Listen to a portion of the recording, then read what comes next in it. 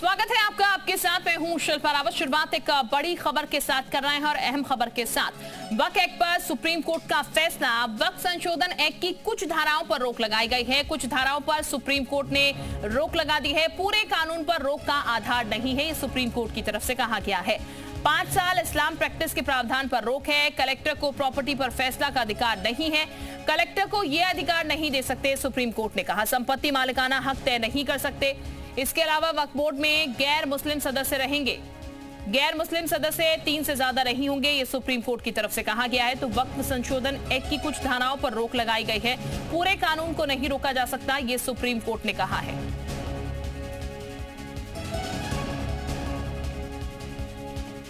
तो वक्फ संशोधन एक्ट को लेकर याचिका लगाई गई थी सुप्रीम कोर्ट में, उसी को लेकर आज फैसला हुआ। एग्जीक्यूटिव नहीं कर सकता है एक्सरसाइज, इसीलिए ट्राइब्यूनल को और हाई कोर्ट को जो पावर दिया गया है उसी पावर के आधार पर उसे किया जाएगा और रेवेन्यू अथॉरिटी के पावर को स्टे किया गया है। सर, आसान भाषा में कहें तो कोर्ट के फैसले के बाद क्या बदला है? देखिए, कोर्ट के फैसले के बाद बदलाव बहुत मामूली है। बदलाव सिर्फ इतना है कि अगर किसी वक्फ यूजर के प्रॉपर्टी को सरकार लेना चाहती है तो उन्हें उस प्रक्रिया से गुजरना होगा। पहले क्या था कि डिस्ट्रिक्ट मजिस्ट्रेट से रिपोर्ट लेकर के उनको उनके प्रॉपर्टी से हटाया जा सकता था, लेकिन अब उनको अपीलेट ट्राइब्यूनल और फिर कोर्ट का सहारा लेकर के ही हटाया जा सकता है। यानी कि थोड़ा समय लगेगा, लेकिन न्याय का जो पहले बिल्कुल दरवाजा बंद था उस दरवाजे को खोल दिया गया है। धन्यवाद।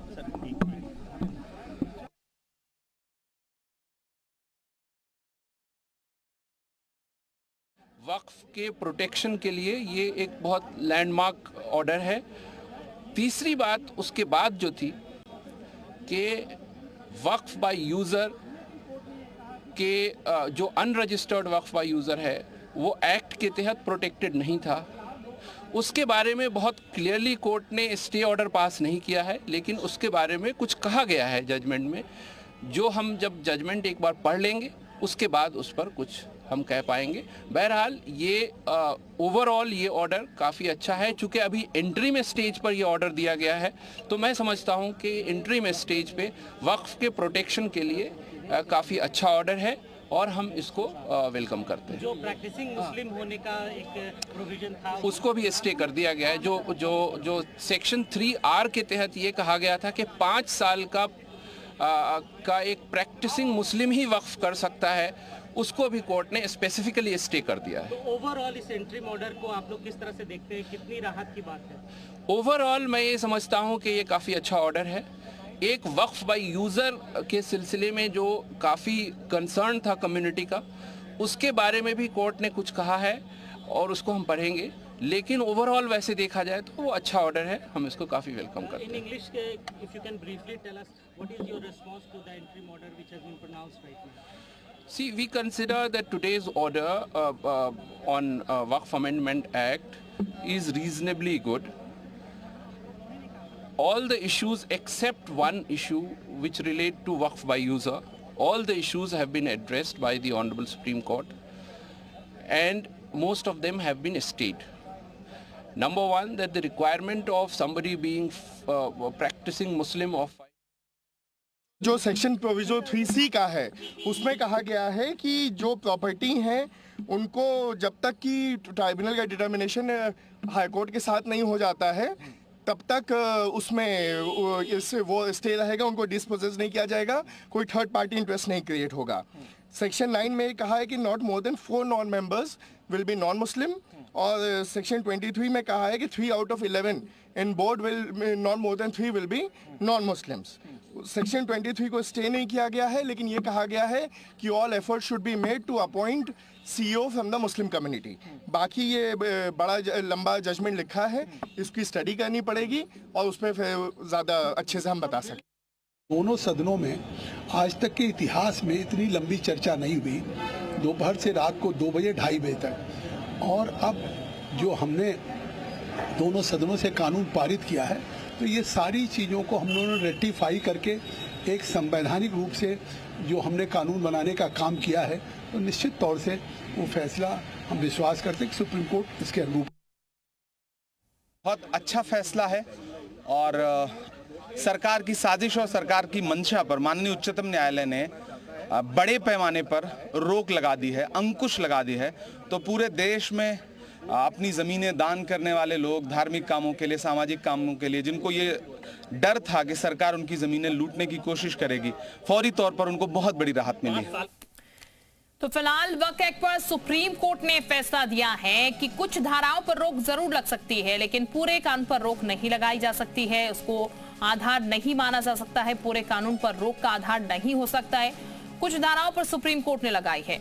तो ये आपको बता दें, अभी कहा गया है कि जो वक्फ कमेटी होगी उसमें 3 जो है वो नॉन मुस्लिम लोग होंगे, उससे ज्यादा हालांकि नहीं होंगे। ये एक दायरा जो है वो सीमित कर दिया गया है। अब से पहले वक्फ बोर्ड में तमाम जो कमेटी में लोग होते थे वो मुस्लिम समुदाय से ही होते थे और इसीलिए ये कहा जाता था कि ट्रांसपेरेंसी जो है वो नहीं होती थी, लेकिन अमूलचूल बदलाव जो है वो फिलहाल अब जरूर इसमें किए जाएंगे। इस फैसले पर सबकी निगाहें टिकी हुई थी और सुप्रीम कोर्ट ने जो फैसला दिया है उसमें बहुत भारी परिवर्तन हालांकि नहीं किया गया, लेकिन हाँ, कुछ धाराओं पर सुप्रीम कोर्ट ने जरूर कहा है कि हाँ, इनमें बदलाव होगा। 11 सदस्यों में से 3 से ज्यादा गैर मुस्लिम होंगे। इसके अलावा 5 साल इस्लाम प्रैक्टिस के प्रावधान पर रोक लगाई गई है। यानी अगर कोई प्रॉपर्टी सरकारी प्रॉपर्टी तो नहीं है वक्फ की, इसके दावे की जांच का अधिकार कमिश्नर को दिया गया था। लेकिन नए कानून में प्रावधान था कि कमिश्नर जब तक जांच करके रिपोर्ट नहीं दे देता कि कोई प्रॉपर्टी सरकारी प्रॉपर्टी है वक्फ प्रॉपर्टी, तब तक उसका प्रॉपर्टी का स्टेटस वक्फ का नहीं रहेगा। यानी कमिश्नर की जांच शुरू होते ही एक तरीके से उसका वक्फ प्रॉपर्टी का स्टेटस छिन जाता था। आज सुप्रीम कोर्ट ने कहा है कि कमिश्नर को अधिकार नहीं है, यानी जब तक कमिश्नर की तो फिलहाल कलेक्टर को यह अधिकार नहीं होगा। फिलहाल जो नया प्रावधान की बात सामने आ रही है जिस पर सुप्रीम कोर्ट ने पूरी सुनवाई की है, उसके आधार पर सुप्रीम कोर्ट ने क्या कुछ कहा है वो हम आपको एक एक कर बता रहे हैं। क्या क्या बदलाव फिलहाल किए गए हैं। 5 साल इस्लाम प्रैक्टिस के प्रावधान पर रोक फिलहाल लगी है। इसके अलावा कलेक्टर को प्रॉपर्टी पर फैसले का अधिकार नहीं होगा, जो कि पहले होता था, लेकिन अब यह नहीं होगा। कलेक्टर को यह अधिकार नहीं दे सकते, सुप्रीम कोर्ट की तरफ से फैसला आया है। इसके साथ पूरे कानून पर रोक लगाने का भी अधिकार नहीं है, यह भी सुप्रीम कोर्ट की तरफ से कहा गया है।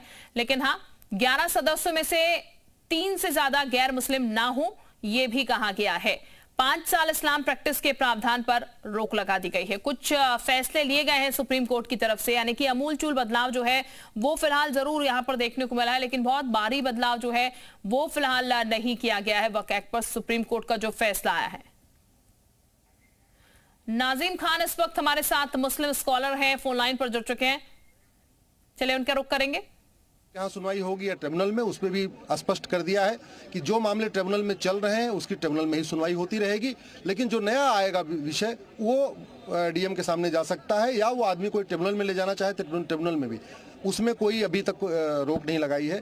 तो इस फैसले का मैं स्वागत करता हूं। मैं आशा करता हूं कि माननीय सुप्रीम कोर्ट जल्दी से इसकी फाइनल हियरिंग कर देगा और इसका फाइनल डिसीजन भी जल्दी आ जाएगा। कुछ वर्गों को संरक्षण देने की आवश्यकता है। इस वक्त हमारे साथ जुड़ चुके हैं मुस्लिम स्कॉलर हैं, उनका सीधे से हम रुख कर लेते हैं। नजीम जी, बहुत स्वागत आपका जी उत्तर प्रदेश उत्तराखंड पर। नजीम जी, जो फैसला फिलहाल सुप्रीम कोर्ट की तरफ से आया है वक्फ संशोधन एक्ट को लेकर, उस पर आपकी प्रतिक्रिया सबसे पहले हम जानना चाहेंगे। हाँ देखिए, मेरी आवाज आप तक आ रही है? जी बिल्कुल, बोलिएगा। हाँ, देखिए जिस तरीके से सुप्रीम कोर्ट का जो ये अभी आदेश आया है काबिले तारीफ है। देखिए सुप्रीम कोर्ट ने जो कहा था, हम तो हमेशा संविधान को मानने वाले लोग हैं, हमेशा संविधान के अकॉर्डिंग ही चलते हैं। और ये जो जिस तरीके से सुप्रीम कोर्ट का अभी आदेश आया है, तो ये भारत की 140 करोड़ आबादी, चाहे हिंदू हो या मुस्लिम हो, ये सबके लिए फायदेमंद है। लेकिन जिस तरीके से यहाँ वक्फ बोर्ड को एक पंगुआ बनाने की कोशिश करी गई थी कि सारी चीजें वहां पर, आपने देखा भी होगा किस तरीके से यहाँ पर वक्फ बोर्ड का नाम पर यह कहा गया था कि अगर वक्फ बोर्ड का कोई भी अगर ये कह दे कि जहाँ जिसकी जमीन है वहां हाथ रख दे तो वो उसकी मानी जाती थी। तो इन सब पे अंकुश लगाने की जो कोशिश करी गई थी, इसमें सुप्रीम कोर्ट का पूरी तरीके से ये आ गया कि सुप्रीम की वक्फ बोर्ड का जो सीईओ होगा वो मुस्लिम होगा। ये काबिले तारीफ है यार, ये चला आ रहा है। लेकिन यहाँ पर मैं तो यही कहूंगा कि सुप्रीम कोर्ट का जो आदेश है वो हमारे लिए सर्वमान्य, और हम तो सुप्रीम कोर्ट के हमेशा सम्मान करते हैं और उनके हर फैसले का हम स्वागत करते हैं और ये फैसला सराहनीय है। ये भारत के 140 करोड़ आबादी की जीत का माहौल है और मैं तो 140 करोड़ की आबादी को मुबारकबाद पेश करना चाहूंगा कि 140 करोड़ के जो जनता है उनकी सुप्रीम कोर्ट ने उनकी बात सुनी और रखी और सुप्रीम कोर्ट ने जो अपना फैसला दिया ये काबिले तारीफ है और इंशाल्लाह देखिए हम लोगों को कोई भी दिक्कत परेशानी नहीं है क्योंकि सुप्रीम कोर्ट का जो फैसला है वो हम लोगों के लिए सर्वमान्य है। बिल्कुल नाजिम साहब, कुछ अमूलचूल परिवर्तन जो है वो जरूर किए गए हैं यहाँ पर, जैसे कि 11 सदस्यों में 3 सदस्य से ज्यादा गैर मुस्लिम ना हो ऐसा भी कहा गया है। कुछ और भी फैसले यहाँ पर लिए गए हैं सुप्रीम कोर्ट की तरफ से, हालांकि बहुत बदलाव नहीं किया गया क्योंकि उन्होंने कहा पूरे कानून पर रोक का आधार नहीं है। तो ये जो थोड़े बहुत बदलाव किए गए हैं इन बदलाव को आप कैसे देख रहे हैं, बेहतर मान रहे हैं?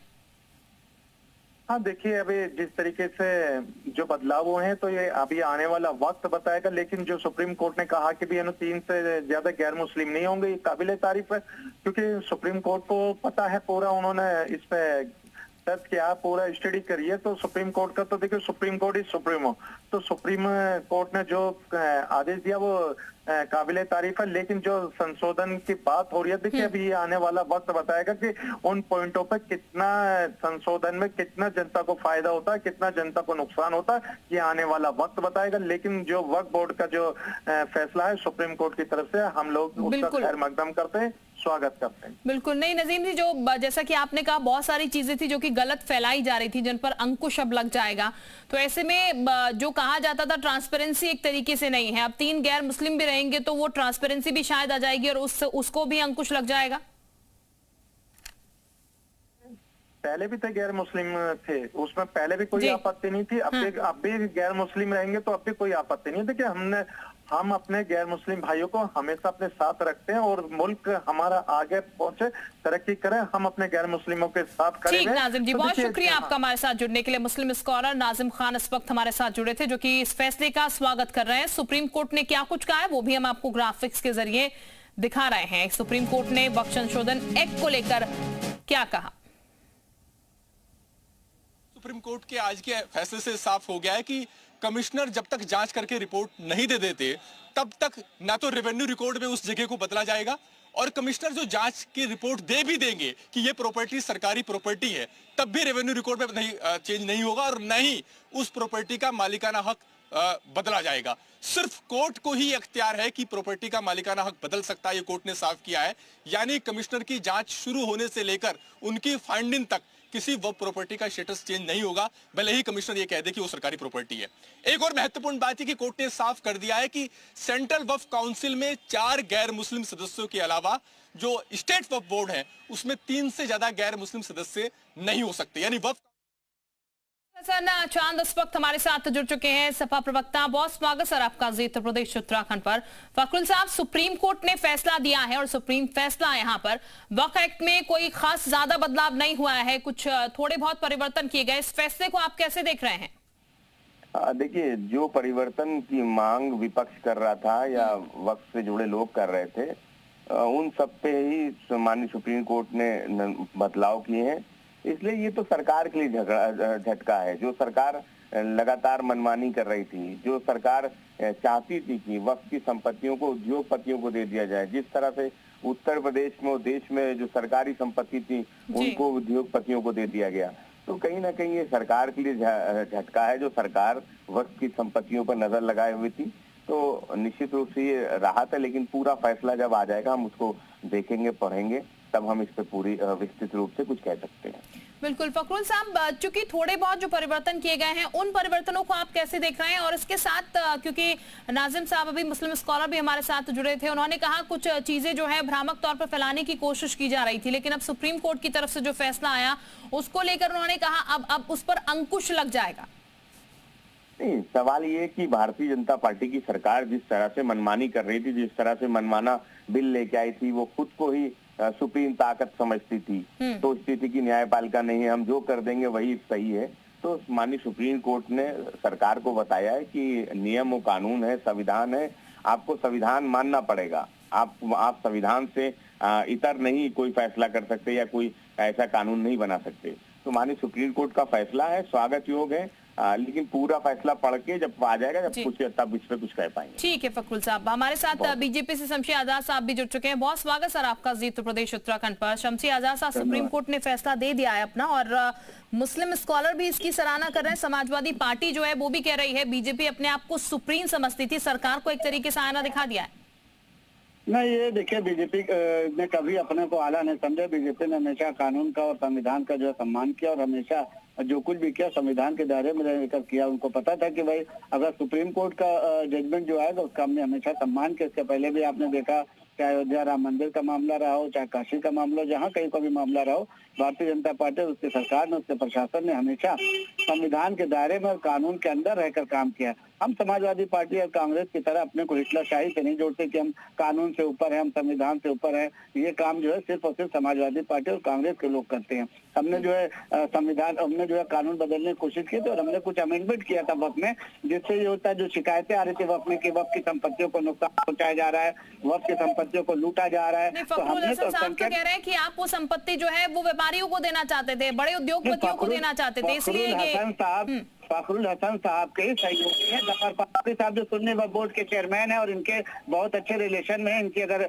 आप कल डिटेल निकालेंगे तो देखेंगे कि कम से कम 50 बार फखरुल हसन ने जो है जफर फारूकी से, इसके पहले जब भाजपा की सरकार नहीं थी, इसके पहले समाजवादी पार्टी की सरकार, उस वक्त भी जफर फारूकी साहब चेयरमैन थे, जिन्होंने अयोध्या मंदिर के मामले में जो है काफी सहयोग किया था। तो फखरुल हसन साहब कम से कम अपने गिरबान में झांक कर देखें कि वो किसके ऊपर आरोप लगा रहे हैं। किसके ऊपर आरोप लगाने से पहले अपने को देखना चाहिए कि इन्होंने ही ऐसे लुटेरे, ऐसे बदमाशों को जो है चेयरमैन बनाकर, हमने जो भारतीय जनता पार्टी की सरकार है, हमने वसीम जैसे कट्टरपंथी जो धर्म के खिलाफ था, जो मजहब के खिलाफ था, जो वह बोर्ड में लूट खसोट कर रहा था, उसको हमने निकाला और उसकी जगह जो है अली जैदी को चेयरमैन बनाया। और आज अली जैदी अपने शिया वक्फ बोर्ड की संपत्ति को बचाने का काम कर, उन्होंने हजारों प्रॉपर्टी कम से कम वक्फ में दर्ज कराई, जिससे आज कहीं ना कहीं वक्फ का जो है उद्धार हुआ, वक्फ में जो है उसका जो है वक्फ का जो है इनकम बढ़ी है, जिसके जो है गरीबों को, यतीमों को, वापस लौट रहे हैं। इब्राहिम हुसैन हमारे साथ मुस्लिम स्कॉलर इस वक्त जुड़ चुके हैं, उनका भी जरा हम रुक कर लेते हैं। बहुत स्वागत है आपका बीजी उत्तर प्रदेश उत्तराखंड पर।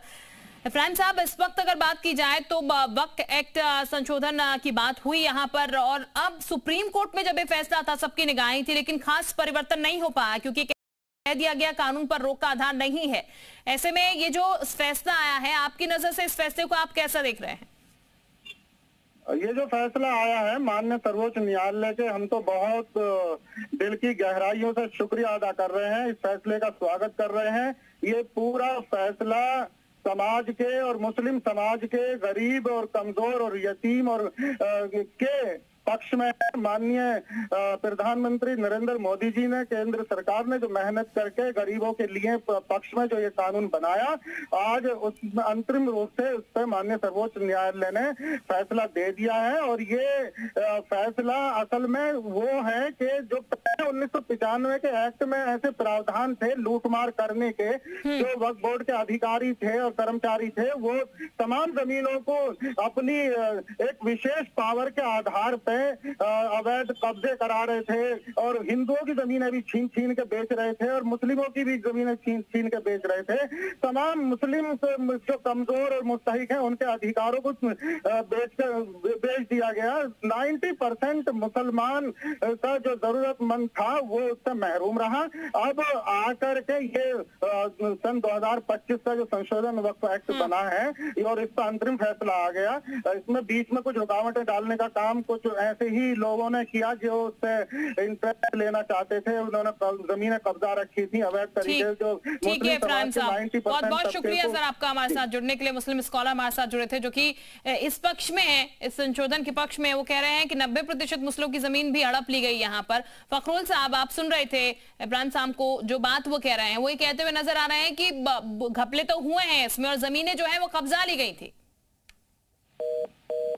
चलिए, फखरुल साहब शायद हमारे साथ इस वक्त नहीं है, शमशी आजाद साहब हमारे साथ बने हुए हैं। शमशी आजाद जी, अगर विपक्षी पार्टियों की बात की जाए तो विपक्षी पार्टी सीधे तौर पर कह रही है सरकार जो चाह रही थी वो नहीं हो पाया है यहाँ पर।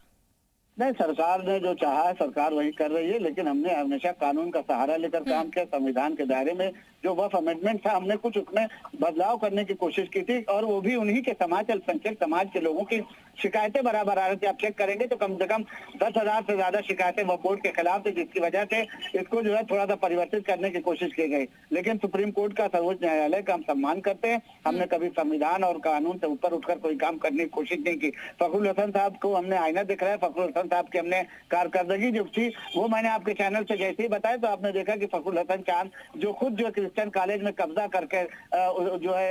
करके वहां पे रह रहे हैं, तो उनके बारे में अगर जांच कराई जाएगी तो वो खुद जो कहीं ना कहीं से आरोपी निकलेंगे। तो ऐसे लोग अगर समाज के विचारक बनेंगे, ऐसे लोग समाज के नेता बनेंगे, तो उन समाज का भलाई किस तरीके से होता है आप समझ सकते हैं। हमारे यहाँ चेयरमैन अली रैदी साहब हैं, और इसके पहले दानिश आजाद साहब हैं जो वक्फ हज कमेटी और संख्या के मंत्री, उन्होंने दोनों आदमी ने मिलकर वक्फ को बचाने की जो मुहिम छोड़ी, लगातार उस पर काम हो रहा है। जो भी कब्जे अवैध तरीके से उनको कब्जों को मुक्त कराया जा रहा है, जो किराएदारी है उस किराएदारों को वसूला जा रहा है, और उससे कहीं ना कहीं मदरसे चलाए जा रहे हैं, कहीं ना कहीं यतीमखाने चलाए जा रहे हैं, कहीं ना कहीं उनकी गरीबों और बेवाओं, यानी कि मुहिम बीजेपी की तरफ से, आप लोगों की तरफ से जारी रहेगी। बहुत शुक्रिया शमसी आजाद साहब। फखरुल हसन चांद भी हमारे साथ जुड़ रहे थे, बहुत शुक्रिया आपका भी हमारे साथ जुड़ने के लिए। On it, and until or unless till the High Court the title is being cleared, no third party interest will be created. And ma'am, what about the composition of council and board, ma'am? So the composition of they had put a restriction on maximum 4 non-Muslim members. So, and for the state it is 3, and the CEO can be a non-Muslim. So there is and there is a state that they cannot increase that. तो फिलहाल maximum 4 सदस्य जो है वो हो सकते हैं, और मिनिमम जो है वो 3 सदस्य यहाँ पर हो सकते हैं।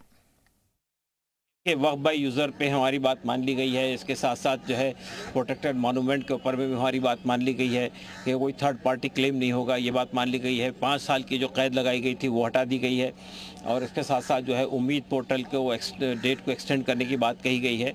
और वक्फ बाय यूज़र के ऊपर भी हमारा जो वो था कि इसको इस तरह से आर्बिट्री ख़त्म नहीं होना चाहिए, वो बात मान ली गई है। सरकार जो क्लेम करती थी कि हमारी प्रॉपर्टी है तो वक्फ बोर्ड नहीं तय करेगा, ट्रिब्यूनल नहीं तय करेगा, वो बात ख़त्म हो गई है। और एस रावत हमारे साथ इस वक्त जुड़ चुके हैं हिंदू धर्मगुरु। बहुत स्वागत है आपका उत्तर प्रदेश उत्तराखंड पर। रावत साहब, जो फैसला आया है, क्या प्रतिक्रिया उस पर आपकी, कैसे देख रहे हैं इस फैसले को सुप्रीम कोर्ट के? देखिए, जो फैसला है मिला जुला फैसला है।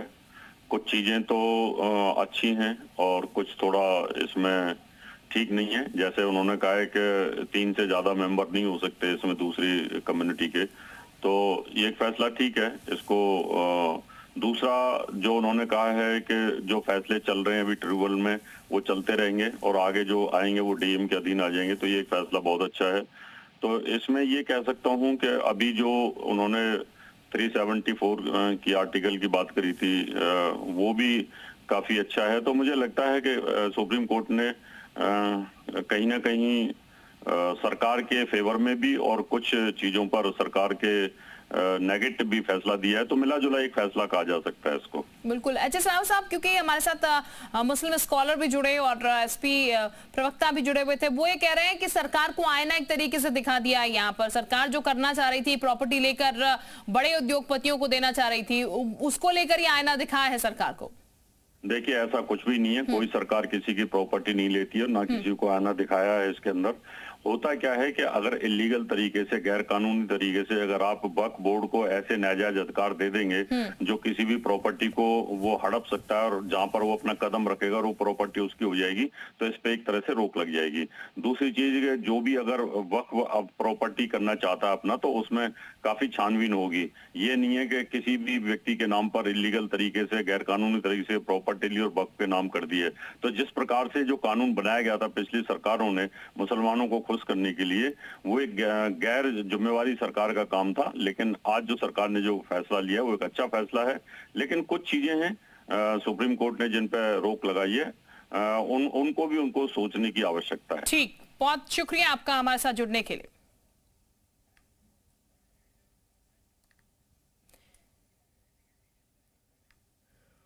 और वक्त